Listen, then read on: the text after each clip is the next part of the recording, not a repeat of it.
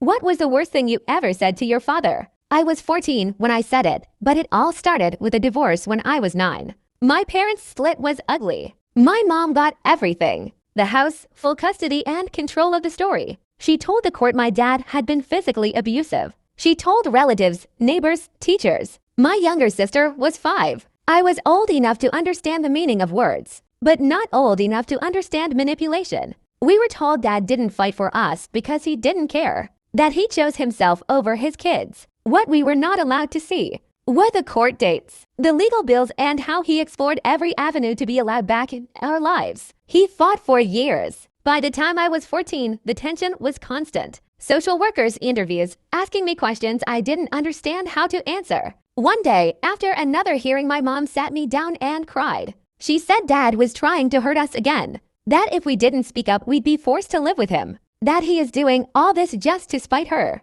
I was scared, angry, confused. The next time I saw my dad, I looked him straight in the eyes and said it. I hate you and I wish you were not my father. The words landed hard. He just nodded in defeat. The legal fight drained him, cost him his job, and finally, after those long 5 years, he stopped trying. No more visits. No more calls. My words managed to break him, something Mom tried countless times but failed. At the time, I saw it as relief. He stopped bothering us and making Mom miserable. When I was 17, everything fell apart. My mom started dating someone new. He moved in fast. He was controlling, loud. She was completely consumed by him. And suddenly, we didn't matter. She started neglecting us. Soon after, she spent my college fund. She said I won't need it as I won't succeed in life anyway, and should start looking for a job. One night, I overheard her talking to her boyfriend about my dad. She was laughing and admitting he never hurt her, that she did what she had to do to win,